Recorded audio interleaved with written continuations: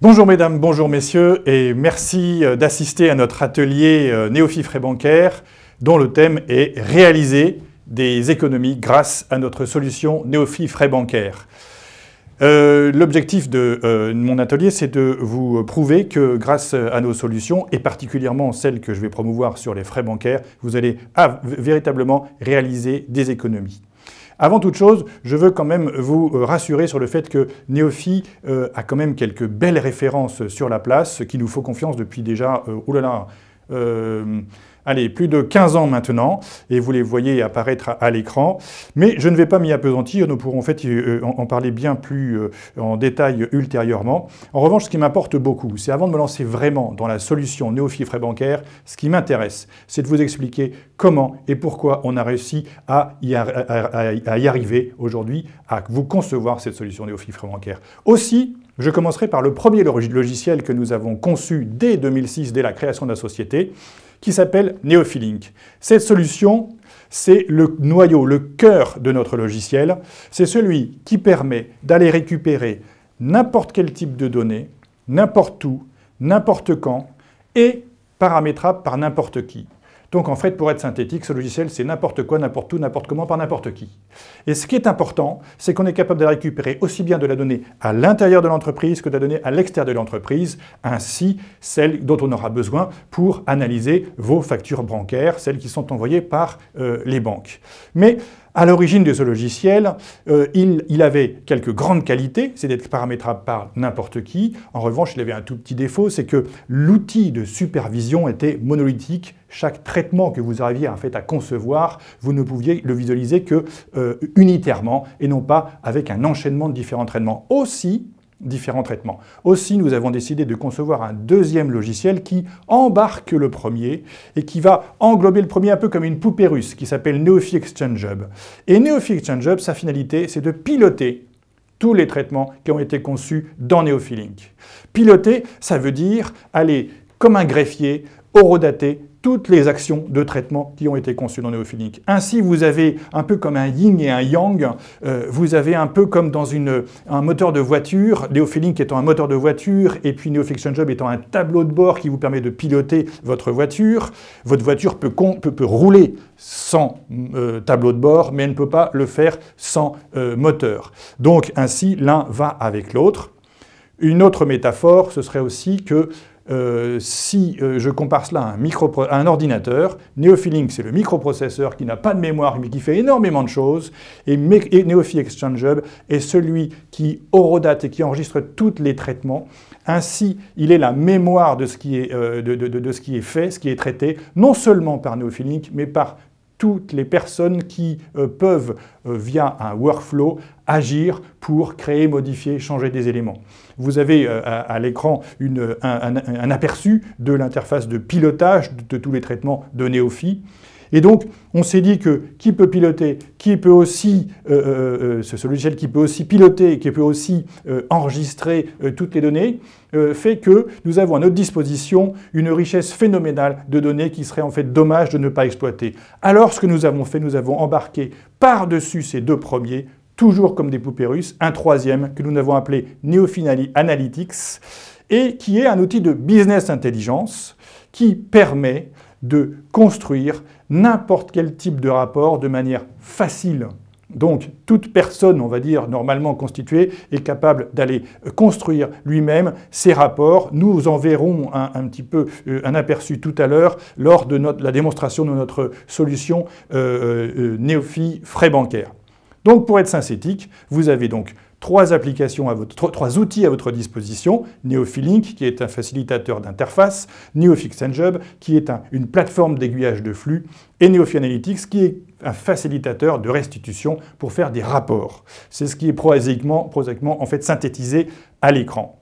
Mais à partir de ces outils, nous avons décidé, en fait, la chance que nous avons avec ces outils, c'est qu'on peut les pétrir comme on veut. Et donc, nous pouvons vous proposer différents types de solutions qui s'affichent à l'écran. Et je vais m'appesantir sur celle qui nous intéresse aujourd'hui, c'est Néophi Frais Bancaires. Ça s'affiche en rouge sur votre écran, tout en bas de la liste en fait, des solutions que nous vous proposons aujourd'hui. Alors, venons-en au fait. Comment marche Néophi Frais Bancaires? Pour cela, dans un premier temps, nous allons donc récupérer vos contrats bancaires et alimenter notre base de référence bancaire avec toutes les données de ces contrats. Donc dans un premier temps, ça va être assez fastidieux puisqu'il va falloir en fait prendre chacun de vos contrats. Pour autant, la chance qu'on a, c'est que lorsque nous allons recueillir ces factures bancaires au format, alors en France, le format le plus usité, c'est le format XML CAMT 086. Donc nous pouvons lire des formats de relevés de frais bancaires au format CAMT 086. Il en existe d'autres sur le marché. Nous sommes tout à fait à même, grâce à Neofilink, vu tout à l'heure, nous sommes tout à fait à même de pouvoir les lire, que ce soit en fait en EDI, en Edifact ou en Twist, si tant est que vous ayez besoin que nous puissions les lire dans ce format-là. Bien, et en plus, c'est ça qui est aussi intéressant, c'est qu'on est même capable de lire vos factures bancaires telles qu'elles ont été envoyées, qu'elles vous ont été envoyées par vos banques au format PDF. Ainsi, nous avons une possibilité assez riche de recueillir ces données numériques.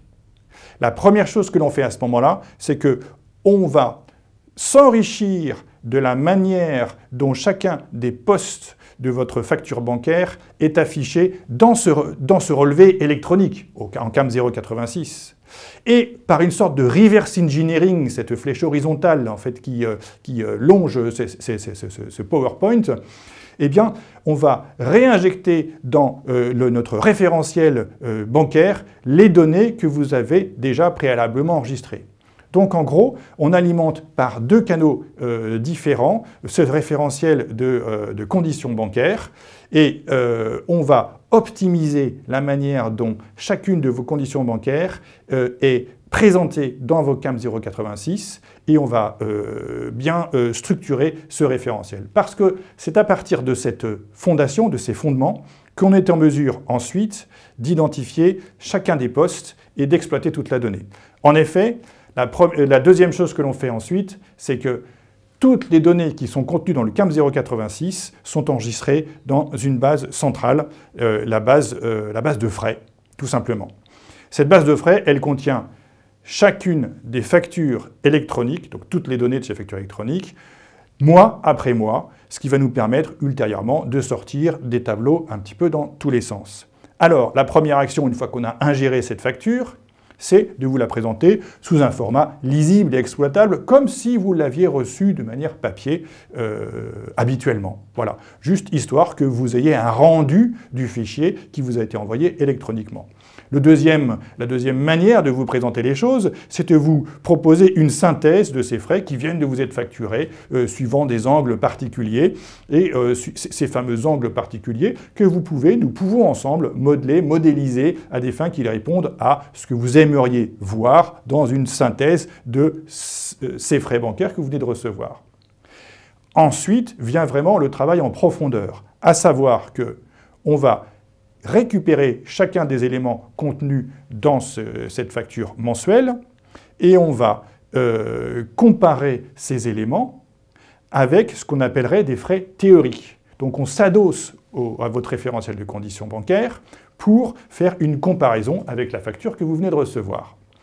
Et il en ressort un constat éventuel de divergence entre, par exemple, les prix unitaires qui vous ont été présentés dans votre facture et les prix unitaires que vous avez au préalable dans vos conditions bancaires négociées avec votre banque.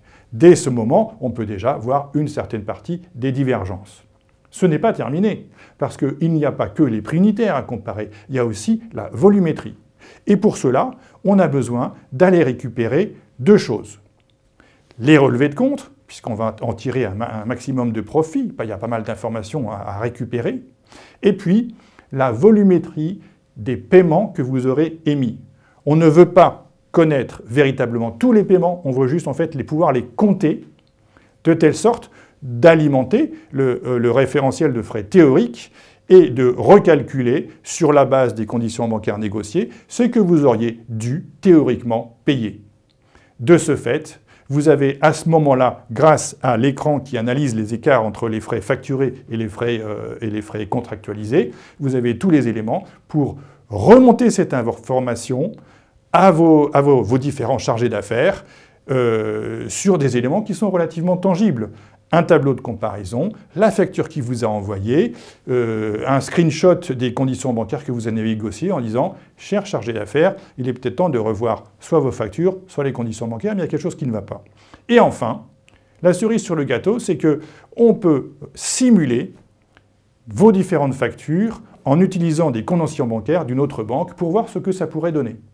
Ainsi, vous êtes vraiment armé pour avoir une relation avec votre chargé d'affaires relativement sereine et armé pour renégocier vos conditions bancaires avec des éléments tangibles dans les mains. Alors, j'en ai fini pour la présentation théorique, parce que l'important pour nous désormais, c'est de vous montrer comment est-ce que cela est rendu dans le logiciel Neofree Frais Bancaires. Et donc, je vais passer la main à Sotonua qui va vous expliquer tout ça en détail. Bonjour à tous. Je vous présente maintenant le produit Neofree Exchange Hub avec le module Neofree Frais Bancaires. Je me connecte en tant que Sotonua qui est trésorier, qui peut avoir accès à un certain nombre de fonctions de notre outil. Voilà, nous sommes connectés, je me suis connecté, nous sommes arrivés à un autre tableau de bord. Vous avez ici l'option à gauche qui permet de paramétrer le tableau de bord. Donc le tableau de bord, c'est un tableau de bord personnalisable par chaque utilisateur, par profil. Puisque nous sommes dans le sujet de frais, j'ai fait exprès de paramétrer mon tableau de bord de façon à ce que la notion de frais soit mise en évidence. C'est un tableau de bord qui est entièrement personnalisable. Ce sont des widgets. Chaque widget permet de filtrer selon l'utilisation de chacun. Vous avez à gauche le widget qui permet de montrer l'état de vos workflows et je vous expliquerai après ce que c'est un workflow. La situation de mes relevés de compte, mes frais, ici. Vous avez à gauche les frais bancaires. Donc voilà, c'est un ensemble de widgets. Techniquement, on appelle ça widget, mais quelque part, ce sont des rapports paramétrés par chacun de vous au moment où vous utilisez l'application. Alors, regardons un petit peu rapidement à gauche, en haut, vous avez un widget qui représente l'état de mes workflows. Donc, c'est important de vérifier que vos frais bancaires ont été bien récupérés régulièrement, mensuellement, trimestriellement. Pour cela, j'ai devant moi une colonne qui s'appelle frais bancaires, une colonne qui s'appelle paiement, une colonne qui s'appelle relevé de compte. Vous avez les statuts. On sait que depuis le 28/2, ici, on a récupéré à peu près 6 fichiers frais bancaires. Alors, nous allons voir tout de suite qu'est-ce que c'est. En cliquant ici, le haut de mon widget, on arrive à la page d'accueil. Cette page d'accueil, elle représente la synthèse de l'ensemble du workflow que nous récupérons quotidiennement. Vous avez à gauche la liste de workflows. Vous avez ici 3 workflows que j'ai présélectionnés pour vous, dont un qui s'appelle import des frais bancaires, donc import CAMT 086. Et à droite, ici, vous avez la liste des fichiers CAMT 086 récupérés. Le 27/1 à 15h38, vous avez un workflow de la BNP, dont c'est un CAMT 86. Et en bas, sur le schéma tout de suite, vous avez les différentes étapes que nous traitons, ce CAMT 086. Alors, comme tous les workflows, un workflow, c'est un ensemble d'étapes.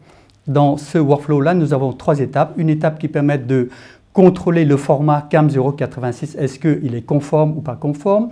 L'enrichissement selon les conditions, dont Patrick a parlé tout à l'heure, donc il s'agit, cette étape-là, d'alimenter notre référentiel de façon à ce que notre référentiel s'enrichisse automatiquement lorsqu'il y a un nouveau code de service bancaire qui arrive.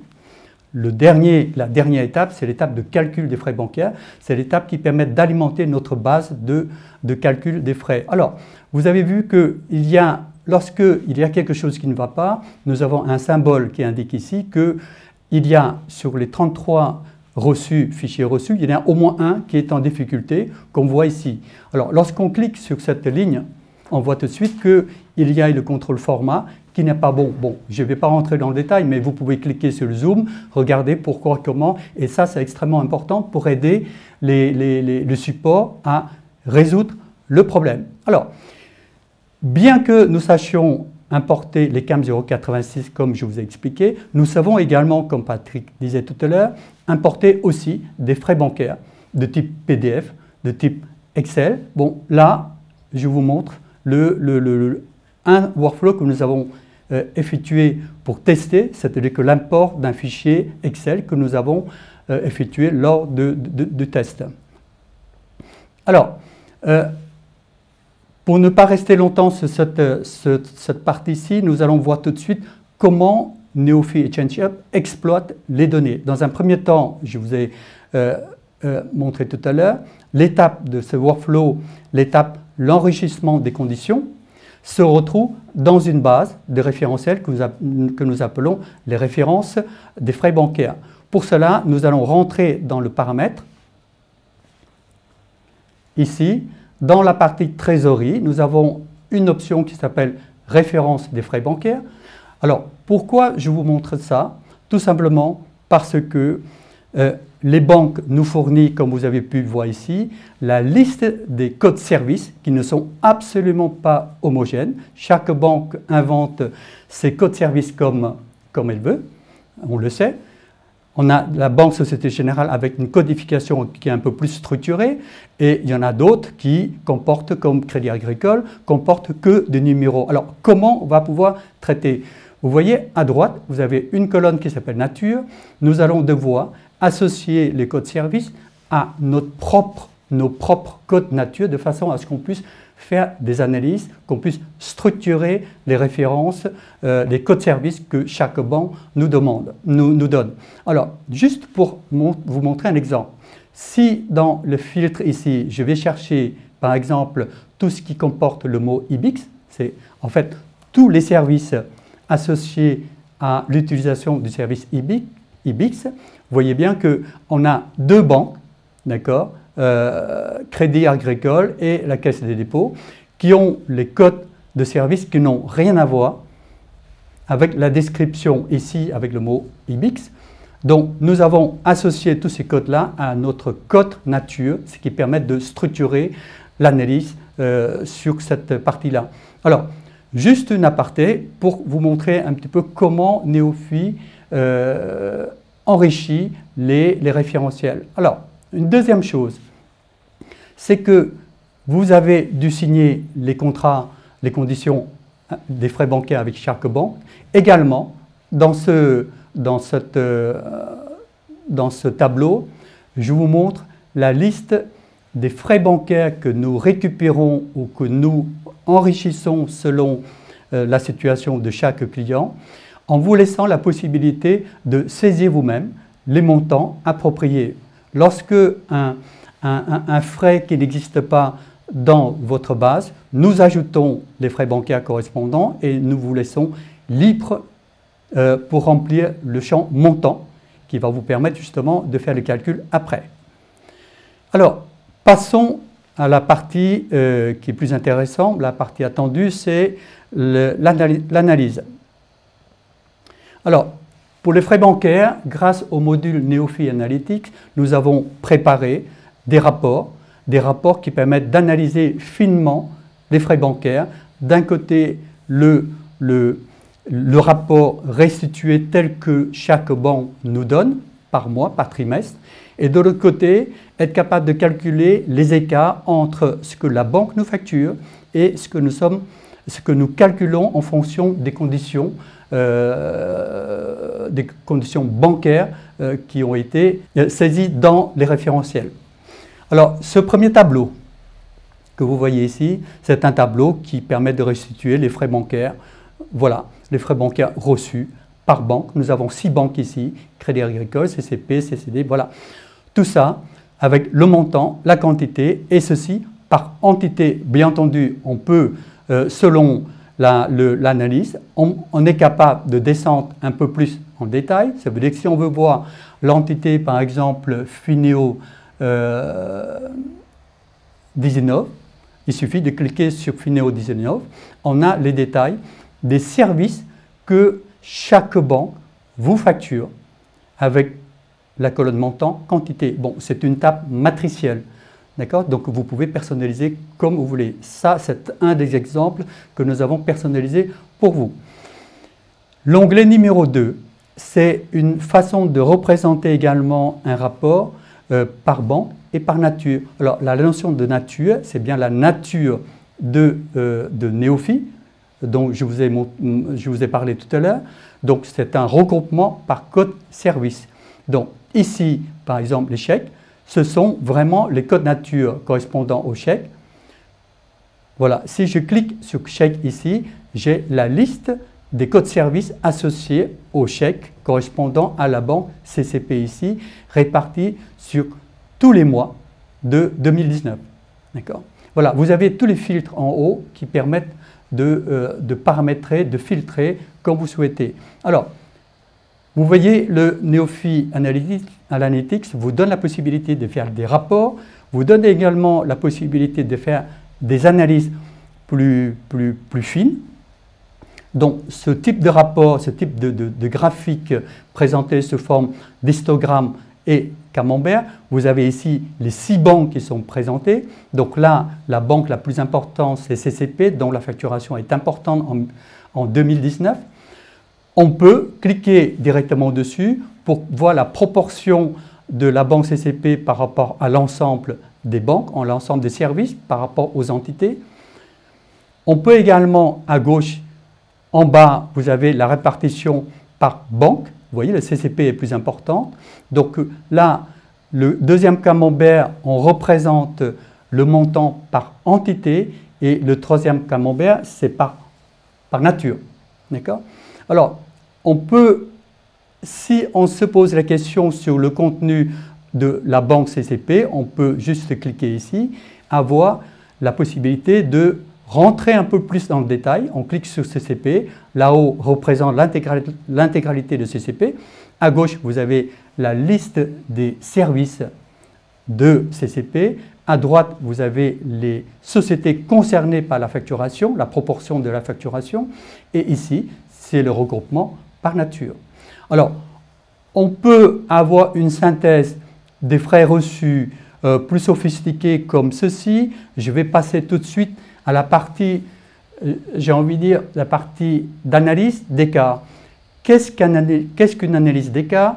Elle consiste tout simplement à refaire le calcul en s'appuyant sur les valeurs de vos conditions bancaires signées, donc la valeur qui ont été saisies dans le référentiel, permettant de comparer d'une façon plus ligne par ligne, c'est-à-dire service par service, quelle est la proportion, le montant facturé, le montant calculé, c'est le montant qui a été utilisé avec vos conditions pour effectuer le calcul. Vous voyez par exemple Efficace. Efficace, ça c'est spécifiquement, c'est le cas. Efficace, on a reçu 2000 et quelques, on a fait le calcul, on a 2000, ça veut dire que moins de 2200, ce qu'il y a un écart de 167 en termes de montant, et on retrouve également en termes d'écart sur le prix unitaire. Voilà, ça c'est une façon de faire des analyses. On travaille sur CCP, on peut travailler sur chaque banque ou on travaille sur l'ensemble des banques. Donc le résumé se trouve ici à droite. On voit bien que pour 2019, en haut à gauche, c'est indiqué ici, 2019, on peut très bien utiliser 2020 pour faire le calcul si vous souhaitez, mais pour 2019, on voit qu'il y a un écart de 3000 et quelques sur le montant calculé. Alors le rouge, c'est en faveur de la banque, si c'est vert, c'est en votre faveur, mais ça sera très rarement le cas. Regardons un petit peu écart par banque et par service. La même chose, mais présenté différemment, c'est-à-dire qu'à gauche, ce sont des services et par rapport à chaque banque, et à droite, c'est exactement la même chose. Mois par mois, on fait le calcul d'écart et là, ici, c'est étonnant, on a des écarts qui sont en faveur de l'entreprise. C'est rare, mais ça existe. Voilà. Une dernière chose ici, vous voyez l'intérêt d'harmoniser le code nature, permettant ainsi de regrouper les natures ensemble. Ça permet de consolider dans un seul camembert l'ensemble des natures que vous souhaitez mettre en place. Je clique ici. Alors, si je m'interroge, par exemple, sur la connectivité IBIX qui est ici. Donc c'est la nature, nous on appelle la nature IBIX, donc la connectivité IBIX. On clique ici, on voit cette part de connectivité IBIX concerne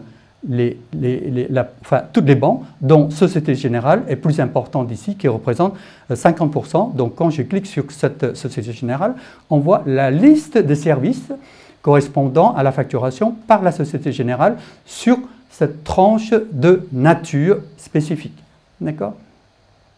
Alors, je vais terminer cette présentation pour revenir sur la partie tableau de bord. Et c'est important, ce tableau de bord que je voulais commenter dès le début, mais ce n'était pas l'opportunité. Mais ce tableau de bord permet également de pouvoir vous permettre d'interagir directement avec ce tableau de bord. Vous n'êtes pas obligé d'aller dans l'analytics, ce qui permet, dans le cadre d'utilisation de votre iPad, votre iPhone, avec ce tableau de bord que vous allez pouvoir utiliser à travers notre module Neofi Online, vous allez pouvoir interroger en cliquant sur chaque camembert le détail de vos frais bancaires. Voilà, j'ai terminé ma présentation. Enfin, j'espère que ça a été clair pour tout le monde et merci beaucoup.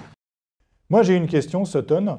Est-ce que l'on peut récupérer un historique pour alimenter Neofi Frais Bancaires et avoir ainsi une profondeur d'analyse a posteriori? L'exemple tel que je vous ai présenté, c'est un exemple d'une récupération d'historique daté de 2019. On aurait pu récupérer l'historique de n'importe quelle période. Bien entendu, la réponse est oui. On peut récupérer l'historique pas seulement sous CAM 086 parce que ça n'existait pas encore, mais on peut récupérer sous forme de tableau Excel, sous forme de PDF. Tout ce qu'on peut récupérer, on peut récupérer, on alimente notre base, c'est ce qui nous permet de constituer une base de connaissances extrêmement riche. Oui, la réponse est possible. Et est-ce qu'on peut imaginer qu'à partir d'un certain niveau d'écart, on soit informé par email, voire mieux, faire en sorte de construire carrément un email préparamétré, prêt à être envoyé à notre chargé d'affaires avec tous les éléments qui justifient ces écarts? Alors, pour cela, nous, comme je vous ai expliqué tout à l'heure, nous avons cette notion de workflow. On peut bâtir un workflow, on appelle workflow de surveillance, qui, lui, s'auto-alimenter automatiquement une sorte de service de calcul qui surveille lorsque le dépassement de frais dépassant un certain seuil, déclenchons une alerte. Donc là, c'est une des étapes que nous pouvons mettre en place, comme je vous montre ici. Voilà une des étapes ici, après le calcul des frais. Ajouter une étape d'alerte permettant de déclencher un email avec un rapport en pièce jointe. Ça, c'est quelque chose que nous avons l'habitude de faire, aussi bien sur frais bancaires, aussi bien pour autres besoins. Merci, mais si je ne suis pas déjà client de Neofi, comment est-ce que, par exemple, je peux récupérer mes relevés ou mes paiements? C'est compliqué, ça, non? Si vous n'êtes pas encore client Neofi, il est évident que vous allez devoir avoir, ce n'est pas péjoratif, des petites mains qui vont devoir cocher, reporter, ressaisir. Et on a constaté que ces gestes que la personne fait habituellement, la personne n'est pas capable de recommencer sur le même relevé pour donner le même résultat. Ça, c'est un véritable problème et c'est du temps perdu. On a constaté qu'on passe quand même beaucoup de temps à sortir des chiffres. En plus, les chiffres ne sont pas systématiquement bons. Et comment est-ce que je vais aller récupérer les relevés puisque là, on me parle de CAM 86 et là, il faut que j'aille, il faut que je m'interface avec ma plateforme de paiement et c'est peut-être pas Neofi. Alors, si nous avons en face une plateforme de paiement qui est capable de fournir tous les flux de paiement, tous les flux de relevés de compte et tous les tableaux Excel qui sont liés aux frais bancaires, nous sommes capables de collecter et le constituer notre base de frais bancaires pour pouvoir effectuer des analyses sur chaque sujet. C'est exactement le même principe qu'on récupère à partir d'un relevé de compte, enfin d'un CAM 086 fourni par les banques ou qu'on récupère à partir d'un ERP ou d'une application de paiement. Le principe est le même, c'est-à-dire que nous sommes capables de nous connecter à une application automatiquement, nativement, avec quelques manipulations, quelques paramétrages et enrichir notre base de frais. Donc rien ne nous empêche de nous connecter à n'importe quelle autre application de com bancaire et de trésorerie pour récupérer ce dont on a besoin pour construire nos rapports. Absolument pas. C'est-à-dire qu'on n'a absolument pas besoin de nous connecter à la banque. C'est-à-dire qu'à partir du moment où on a la possibilité de nous connecter avec des applications, on est capable de produire du contenu tel que je viens de vous montrer tout à l'heure. Parce qu'on s'adapte à chaque structure et en plus, on est capable d'enrichir la base des référentiels. Donc voilà, donc le process est fait, le process est là. La seule chose qu'il faut, c'est fournir du contenu. Et le contenu, nous sommes capables de le lire. Donc en fait, on est adaptable à n'importe quel environnement, n'importe quelle société et s'interfacer avec n'importe quelle application. Voilà, d'où l'hétérogénéité des applications. On est là pour les rendre interopérables. Bah, parfait. Merci Sutton. Y a-t-il d'autres questions que dont je pourrais me faire le témoin? Je n'en ai pas, donc on va s'arrêter là.